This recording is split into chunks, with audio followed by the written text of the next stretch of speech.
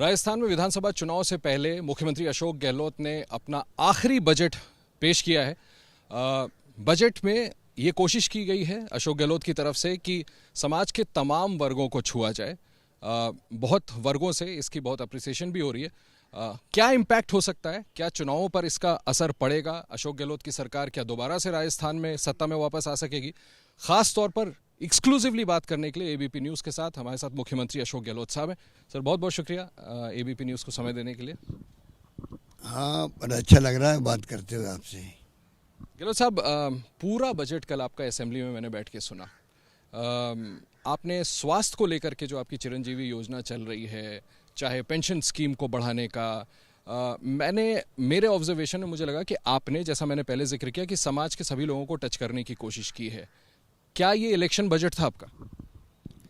देखिए, last budget जब होता है तो लोग ऐसा मानते हुए कि चुनाव आ रहा है इसलिए स्कीम लाए होंगे, परंतु हमने हर बजट के अंदर नवाचार किया है, इसलिए इस बार ऐसी भावना कम होगी। क्योंकि पिछला बजट भी शानदार था हमारा, हमने पिछले बजट की स्कीमों को और मजबूत किया है, इस प्रकार से मैंने काम किया।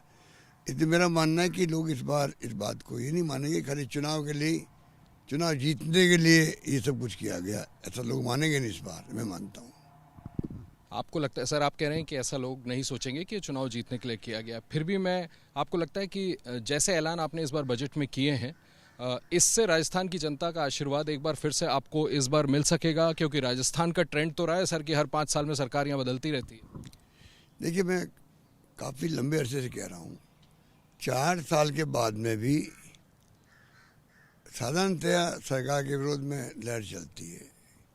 इस बार आप कहीं जाएंगे राजस्थान के अंदर तो आप पाएंगे कि सरकार की जो उपलब्धियाँ हैं, जो स्कीम्स हैं, उसको लेके लोग अप्रिशिएट करते हैं। इसलिए जब सरकार के विरोध में लहर नहीं है तो मेरा मानना है, मुझे पता नहीं क्यों इस बार लगता है कि जनता समझ गई है कि मुझे जब जब चांस मिला है, चाहे हम लोग कामयाब नहीं हुए होंगे पहले के कारण कह रहे थे, मोदी वेव चल गई, आंधी चल गई तो शीला दीक्षित चुनाव हार गई थी, मध्य प्रदेश छत्तीसगढ़ हम जीत रहे थे, वहाँ नहीं जीत पाए, और यहाँ हम जीते हुए थे, चुनाव हार गए। तो ऐसी घटनाएं होती है। पर मेरा मानना है कि इस बार जो है, इस बार लोग जो है रिपीट करना पसंद करेंगे, क्योंकि इतनी शानदार गवर्नेंस हमने दी है। कुछ कमियां भी रही होगी, मुझे मालूम है क्या क्या कमियां हैं, लोगों को फीडबैक मिलता रहता है, उसको हम दूर करेंगे। पर मेरा मानना है कि जो स्कीम लेके हम आए हैं, शायद ऐसा देश में नहीं, जैसे चिरंजीवी योजना हमारी है हेल्थ की, दुनिया के किसी मुल्क में शायद नहीं होगी। 10 लाख को आपने बढ़ा के 25 लाख कर दिया। अमेरिका जैसे मुल्क के अंदर भी ओबामा केयर शुरू हुआ था हेल्थ के लिए, वो भी कामयाब नहीं हो पाया। हमने 10 लाख पहले किया, जबकि आयुष्मान भारत भी 5 लाख का, और सीमित लोगों के लिए। हमने पूरे प्रदेशवासियों के लिए किया हुआ है, चाहे अमीर हो, चाहे मिडिल क्लास का हो, चाहे कोई गरीब आदमी हो, सबके लिए योजना हमारी है।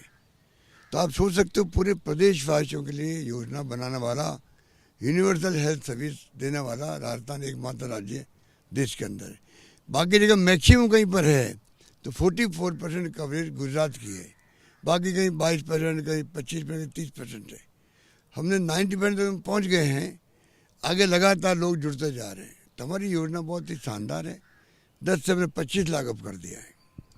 गहलोत साहब, मैं देख रहा था बड़े जो अनाउंसमेंट्स थे आपके, जो आपने बजट में किए, कोविड में जितने लोग मरे अनफॉर्चुनेटली, उनके बच्चों को, उनके ऑर्फन्स को सरकारी नौकरी देना, एलपीजी की सीमा अपने पैसों की 500 रुपये तय कर दी, बिजली यूनिट 50 से 100 यूनिट, किसानों को आपने बड़ी राहत दी है, पेंशन आपने बढ़ा दिया 1000 रुपये, 2000 यूनिट तक किसानों की जो मैं बात कर रहा हूँ।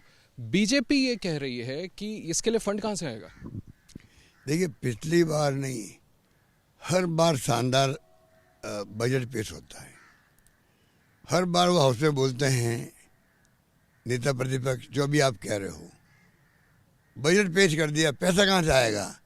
और आपको जानकर आश्चर्य होगा, हमारे यहाँ जो पिछला बजट में 90% पार कर गए हम लोग, हर एमएलए खुश हैं, चाहे पक्ष का हो चाहे विपक्ष का हो, कि बजट प्रस्तुत नहीं किया गया बल्कि बजट लागू भी हो गया हमारे क्षेत्रों के अंदर, ये जब सुनने को मिलता है तो इनका ये जो है इससे मुहावरा कहलाता है, इनकी बातों में कोई दम नहीं है।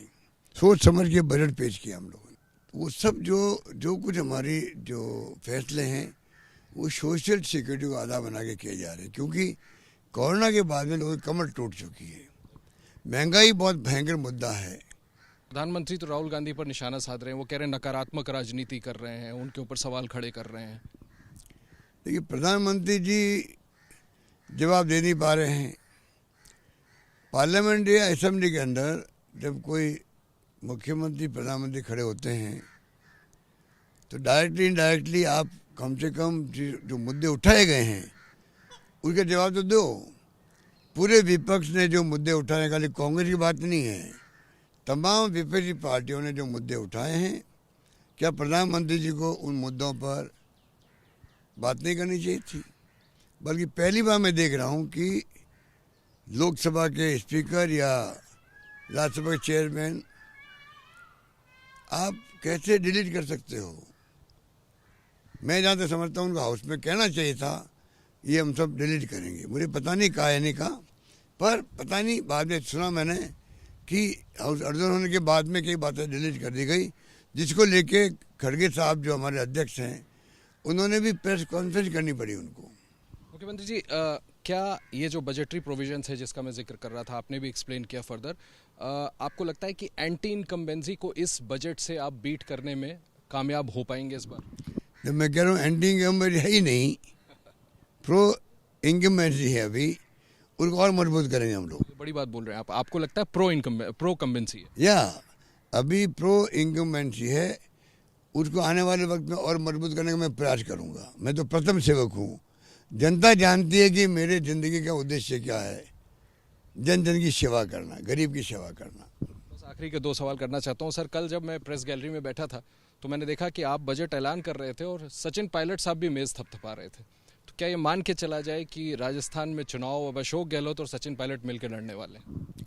देखिए, वो तो सबको लड़ना ही पड़ेगा, सब मिलके लड़ेंगे। जनता भी अपेक्षा ये करती है, कार्यकर्ता भी करता है, और सबको मिलके ही चुनाव लड़े जाते हैं। हर कांग्रेस कार्यकर्ता, हर नेता जिसके दिल में कांग्रेस का भाव है वो तो चुनाव जिताने के लिए, मैं समझता हूँ, राइट लेफ्ट नहीं हो सकता, मेरा मानना है। मैंने ज़िंदगी में अनुभव किया है, जो सही रास्ते पे चलता है वही कामयाब होता है, मेरा मानना है। पायलट साहब की कोई भूमिका होगी सर आपके स्कीम ऑफ थिंग में? चुनाव में अब जाने वाले हैं आप लोग। सची नमस्कार। अच्छा सर, मैं एक आखिरी सवाल बस। कल एक कंट्रोवर्सी, बीजेपी ने बड़े नारेबाजी की, कंट्रोवर्सी हुई, पुराना पन्ना बीच में आ गया था, उस पर कुछ कहना चाहेंगे आप? देखिए, बहुत छोटी सी बात थी, ह्यूमन एरर था। जो पेपर बजट का जो था उसके अंदर पेज नंबर 3 पर 2 पैरा मैंने पढ़ लिए, 2 पैरा आधे मिनट में पढ़े होंगे खाली, उसको लेके बवाल हो रहा है। 7-8 मिनट की बात नहीं है। पहला पेज, दूसरा पेज बिल्कुल ठीक था, तीसरा पेज जो था वो तीसरा पेज और इस बार का तीसरा पेज एक सा था। उसमें गलती से जो जिसने सब कुछ किया वो बनाने का, उसमें पेज एक कॉपी के अंदर वो आ गया था। उसके 2 पैरा मैंने सिर्फ पढ़े, मैं खुद भी भांप गया। आपने नोट किया होगा, मैंने खुद ने उसको पीछे आगे पे देखने लगा, इतने मुझे इतला मिल गई साहब ये पेज गलत आ गया। तो उसको ठीक करने के लिए ये बात थी, उसको बात का बतंगड़ बना दिया। अगर विपक्ष चाहता शांति से सुनता, मैंने सॉरी फील उसी वक्त कर दिया था, जैसे मैंने मेरी स्पीच रोकी और मैंने सॉरी फील कर दिया। उसको बाद में बिना मतलब आधा पौन घंटा खराब करने का तुक क्या था उनका। बहुत शुक्रिया मुख्यमंत्री जी हमसे बात करने के लिए। चीफ मिनिस्टर अशोक गहलोत साहब, जिनका कहना है बड़ी बात कि जो बजटरी प्रोविजंस हैं, इरादा यही था कि जो 5 मुख्य बिंदु थे भारत जोड़ो यात्रा को, उनको एड्रेस किया जाए, समाज के सभी वर्गों को छुआ जाए। ऐसा मानना है मुख्यमंत्री का। इस बार राज्य में एंटी इनकम्बेंसी नहीं है और जनता का आशीर्वाद एक बार फिर से अशोक गहलोत सरकार को जरूर मिल सकेगा। कैमरामैन मोहित के साथ आशीष कुमार सिंह, एबीपी न्यूज़, जयपुर।